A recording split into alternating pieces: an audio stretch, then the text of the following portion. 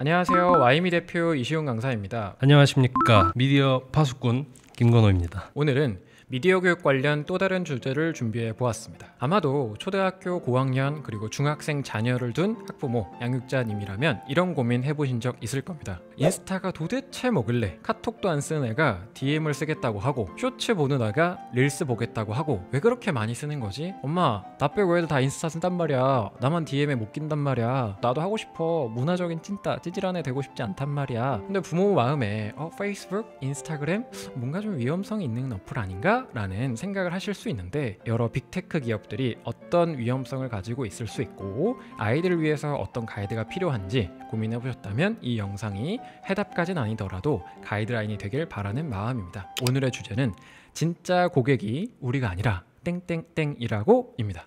저는 이 자료 준비해 주신 걸 보면서 굉장히 소름이 끼쳤던 것 같아요. 그래서 이게 세대는 달라졌지만 그 구조는 좀 유사하구나. 사실 저희가 TV 프로그램을 모여서 보던 당시에 수신료라던가 광고에 대한 비용 막 내지 않았었거든요. 그렇죠. 근데 방송사는 돈을 많이 벌고요. 제작사도 돈을 많이 법니다. 근데 인스타를 깔면서 내가 돈을 내본 기억이 없습니다. 그리고 인스타를 이용하면서도 돈을 내본 기억이 없어요. 근데 빅테크 기업들은 어떻게 돈을 벌고 있는가? 그 안에서 혹시 안전한 것인가에 대한 고민을 하면서 이 주제를 읽게 되더라고요.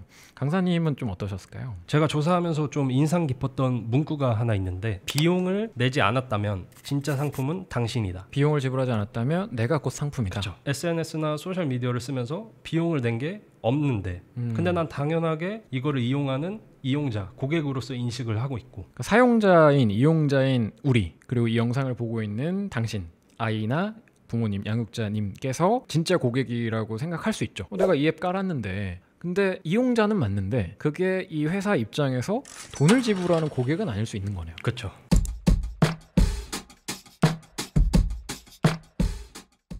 사실 초연결성을 완전히 보장해 주잖아요. 지구 반대편에 있는 사람과도 연결이 되고요. 내가 몰랐던 정보까지도 알려줍니다. 그 릴스라던가 쇼츠라던가 여러 가지 컨텐츠를 통해서 정보를 모아주고 그리고 정말 흥미로운 컨텐츠들 난무합니다. 넘쳐나요. 너무 재밌어. 하루 종일 이것만 보고 있을 수도 있을 것 같아. 그 자체로 그 행위 자체가 일어난 과정에서 곧 우리는 광고주에게 좋은 상품이 될 수도 있겠다. 정확하게는 매혹적인 컨텐츠나 편리한 서비스가 미끼인 것이고 그걸 물어본 우리는 상품이 되는 것이다. 그렇죠. 이런 느낌인가요? 그 미끼를 물려고 다 같이 모이는 거죠. 자, 그렇다면 우리가 소셜미디어, 뉴미디어를 이용하지 않으면 이런 구조에 빠지지 않을 테니까 이제 문제가 없는 거 아니냐라고 생각을 하실 수 있는데 사실은 저희가 이런 대화를 하는 목적이 자라나는 우리 아이들 그리고 디지털 네이티브 세대라고 불리는 아이들에게 어떠한 태도, 가이드가 있어야 되는가에 대한 고민인 것 같습니다. 사실 우리 아이들의 의존도, 이용하는 환경 이런 것들은 날로 증가하고 개선되는 것 같은데 실제로 데이터가 증명한다면서요? 대체 이 미끼를 얼마나 잘 이렇게 만들어 놨길래 얼마나 많은 아이들이 이걸 사용하고 있나 제가 또 통계를 살펴봤습니다. 국가 통계 포털의 인터넷 개인 방송 및 동영상 사이트 이용 경험 및 빈도라는 항목을 살펴보면 약 96%의 청소년이 이용을 한다. 얼마나 자주 사용하냐? 85%가 거의 매일 쓴다. 야, 이게 완전히 시스템이 구축된 느낌이고 행동 양식도 바뀐 느낌이에요. 그렇죠. 중요한 거는 현대 미디어라고 하면 사실 모두 연결이 되어 있다는 거죠.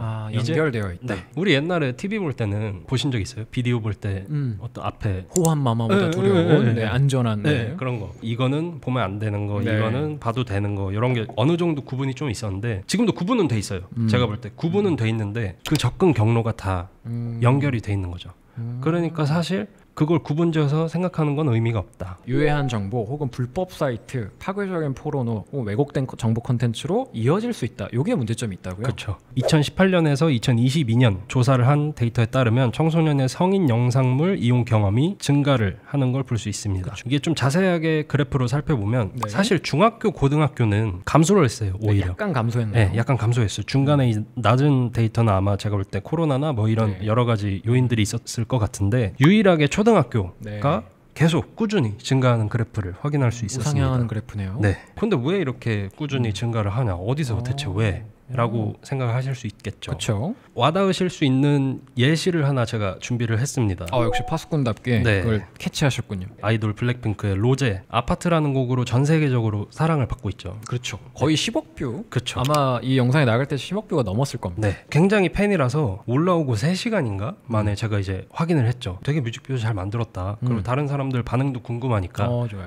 댓글창 내려서 봤습니다. 봤는데 이제 가장 상단에 노래 가사를 쓴 거랑 가사가 연상되는 뭐 이모티콘들을 쓴 건데, 여기서 중요한 거는 그걸 적은 아이디와 프로필 사진이 이상하네요. 네. 뭐가 프로필이 19금 같은 느낌이네요. 왜 이게 뭐지 하고서는 댓글에 댓글 있죠, 대댓글. 네. 그걸 열었어요. 이거 대체 열었군요. 뭐야 봤더니 아니나 다를까 성인 네. 사이트로 유도를 하는 그런 댓글들이 쭉 도배돼 있었다. 적혀 있었습니다. 근데 거기서 놀랐던 건 내용이 똑같은 댓글들이 아이디만 다르게 계속 반복이 되고 있었어요. 일명 복붙. 네, 복붙이죠. 이게 뭐냐면 아마 제가 알기로는 AI를 가지고 순식간에 이제 댓글을 양을 올려서 이걸 상단에 올라가게끔 좋아요도 자동으로 댓글 중에 상단으로, 네, 상단으로. 베스트 댓글처럼. 그래야 노출이 많이 되니까. 아하. 지금 전 세계적으로 가장 인기 있는 로제의 뮤직비디오의 최상단 댓글에 이런 댓글이 나온다. 이건 사실 아이들도 충분히 여기서 노출이 될 수 있잖아요. 왜 이렇게까지 홍보를 할까? 네네. 들어가 봤죠. 들어가 봅니다.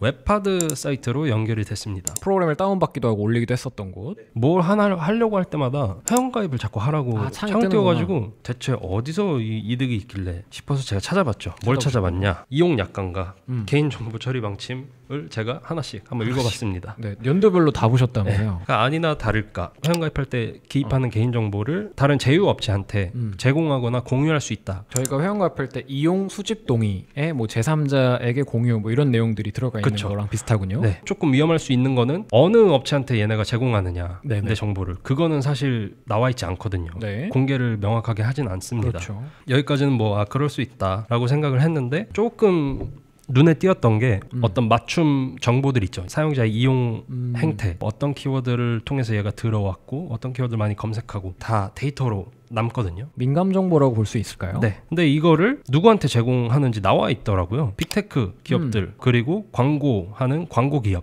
네가 거기서 왜 나와 싶은데 네. 사실 여기서 문제의식을 가져야 하는 게 이제 디지털 발자국이라는 게 내가 검색한 것들, 머물렀던 화면들, 검색 기록, 시청 기록 같은 디지털 정보와 데이터가 나 자신을 위해서 쓰인다라고 믿고 싶지만 범죄를 통해서 나에게 해가 될 수 있고 이런 빅테크 기업이나 그 제3자, 제4자 이렇게 넘어가서 상업적인 이용에 위협을 당할 수 있잖아요. 비판적으로 혹은 깨어있으려는 태도는 필요한 것 같고 이 관련한 내용을 제가 받아보고 미디어 교육 관련해서 이제 관련 내용을 공부하다 보면 정보 주체 자기결정권이라는 개념이 좀 나옵니다.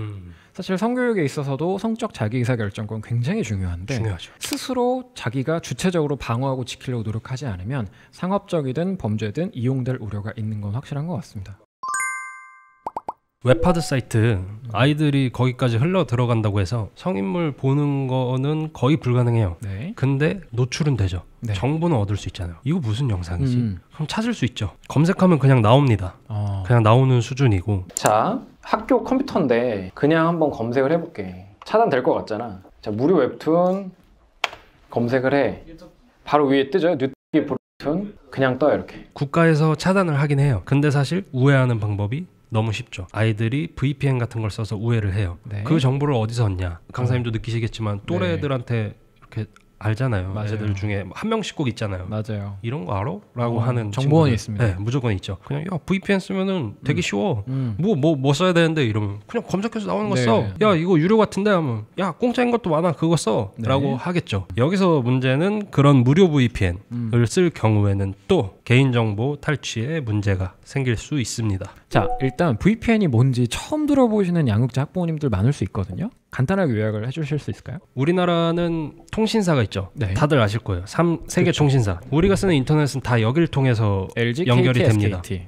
그럼 당연하게 정보가 다 남아요. 그쵸. 어떤 통신사로 접속을 했구나. 네. 근데 VPN 같은 경우는 서버를 뭐 해외로 구축을 해서 해외에서 들어간 것처럼 이렇게 어떻게 보면 눈속임을 하는 거죠. 그렇게 조작을 해서 우회해서 접속할 수 있게끔 하는 가상의 서버라고 생각을 하시면 될 것 같아요. 말씀드린 것처럼 어쨌든 서버를 구축을 해야 돼요. 이 서버 유지비가 어마어마하거든요. 네. 근데 그 사람들이 무슨 자선 사업을 하겠다고 네. 그 서버를 구축해서 공짜로 이용하게 해주겠느냐. 말이 안 되잖아요. 실제로 모든 VPN을 테스트하고 리뷰하는 탑10 VPN이라는 사이트가 있어요. 거기서 조사한 바에 따르면 플레이스토어에서 다운로드 가능한 인기 무료 VPN 100개 중에 71%, 그러니까 71개죠. 100개 중에 71%가 사용자 개인 데이터를 공유하는 것으로 나타났고, 그리고 29%는 데이터를 직접 수집해서 이익을 창출하기 위해 판매하는 것으로 나타났습니다. 아, 그럼 일단 뭐 소셜미디어고 VPN이고 공짜는 일단 거르는 거 혹은 경계를 하는 것들이 되게 중요할 것 같네요. 경계를 해야죠. 경계하는 그 태도를 갖는 게 저는 중요하다고 생각을 해요. 네, 이 사실을 이제 현장에 있는 아이들이 많이 알았으면 좋겠어요. 왜냐하면 아이들이 이렇게 자본이 뒤에 움직이고 있다는 사실까지 생각을 귀찮아서 안 하거나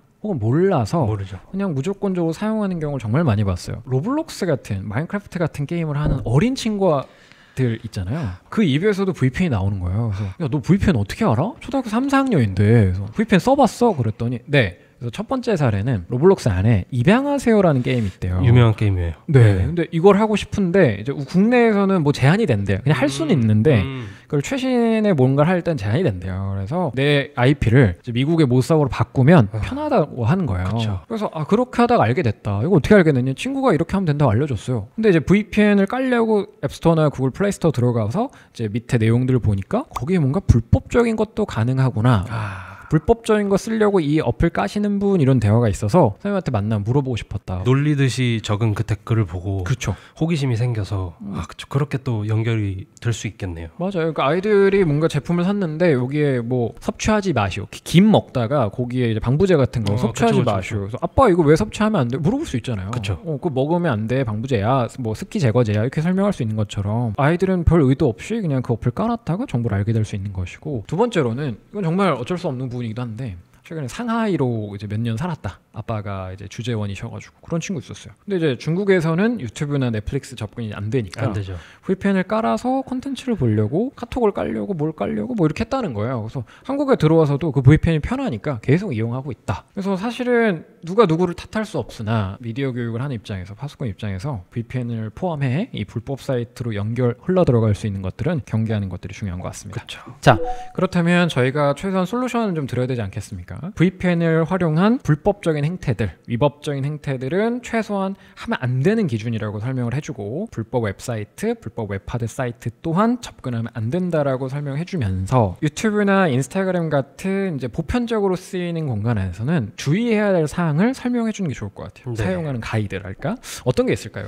기본 태도로 가졌으면 하는 게 네. 그런 유해 댓글이 보일 때 신고 버튼을 누르는 거예요. 그냥 내가 이 댓글을 보고 어떤 내용인지 판단을 한 다음에 신고라는 결정까지 내린 이 행위 그 경험. 이거를 습관화하고 아하. 경험을 쌓는 거. 뭐 보호자님들, 성인들도 마찬가지고 아이들 특히 기본적으로 좀 하면 어떨까? 네, 기본적으로 유해 댓글이 보이면 신고 버튼을 누를 것, 점 3개 버튼 눌러서 신고를 눌러주면 일단 제 경험상 아예 제 화면에선 그 댓글이 사라지더라고요. 맞아요. 네, 그리고 그런 신고가 누적이 될수록 우리가 같이 사용하는 이 플랫폼에서 그런 댓글이 사라질 가능성이 생기는 것이고, 최소한 내가 그걸 발견하고 신고 버튼을 눌렀다는 경험이 내재되기 때문에 내면화되면 나는 의식이 깨어있는 비판적 사고를 할 수 있는 사람이 될 수 있겠네요. 맞습니다. 즉 설계당하는 것이 아니라 설계를 하려고 노력하는 것, 미디어 리터러시의 첫 번째 걸음이지 않을까 싶고요. 이 주체적인 태도를 교육자나 양육자가 이끌어야 한다는 것 또한 교육적인 목표로 자리해야 할 것 같습니다. 마지막으로 유튜브에서 지금 당장 써먹을 수 있는 팁 하나 있다면 알려주고 가시죠. 그렇죠. 즉각적으로 하실 수 있는 게 또 필요하실 수 있으니까 댓글 좀 막아줬으면 좋겠어요. 네. 방법이 있나요? 있습니다. 유튜브 같은 경우는 자녀를 유해 댓글로부터 지킬 수 있는 제한 모드를 기능을 제공을 하고 있거든요. 네. 모바일에서는 내 프로필 누르고 우측 상단에 설정 가셔서 일반으로 가서 제한 모드 켜기 버튼 누르시면 됩니다. 활성화를 시켜야겠군요. 네. 그래서 적용 전에는 댓글이 다 이렇게 보이는데요. 네. 제한 모드를 적용하면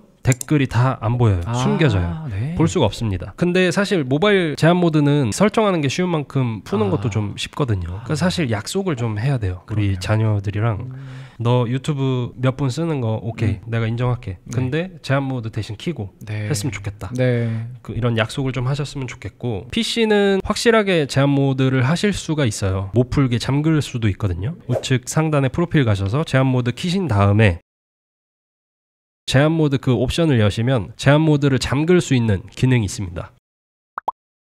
보호자님만 아시는 계정 비밀번호 하셔서 잠그시면은 이제 다른 사람이 절대 풀 수 없죠. 그래서 PC로 이용할 때는 댓글을 아예 못 보게 이렇게 설정을 해놓으실 수가 있어요. 또 잠글 수 있는, 그러니까 모바일에서도 나는 좀 잠그고 싶다, 못 보게 하고 싶다 하면은 한 가지 좀 가능한 게 있는데 네. 패밀리 링크 많이들 사용하시잖아요.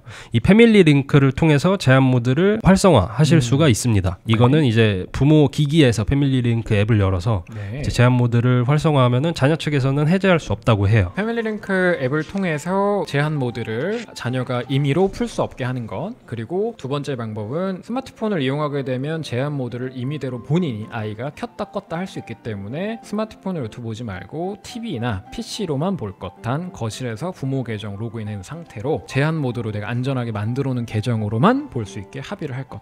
세 번째로는 1번, 2번 다 어려우면 이제 너 스스로 생각해서 신고나 차단을 해나가는 게 기본 너의 행동 양식으로, 태도로 자리할 수 있도록 아이에게 대화를 하는 것이라고 생각해 주면 좋을 것 같습니다. 참 어렵습니다. 디지털 시민으로 살아가는 것, 그리고 우리 아이가 스스로 주체성을 가지고 불법 사이트라던가 과도한 성표현 그리고 왜곡된 정보를 걸러내는 방법들, 참 길고 험난한 길이 될 것 같은데요. 그 모든 순간 저희가 함께 하도록 하겠습니다. 오늘 긴 시간 들어서 감사하고요. 오늘은 여기서 마치겠습니다. 감사합니다. 감사합니다.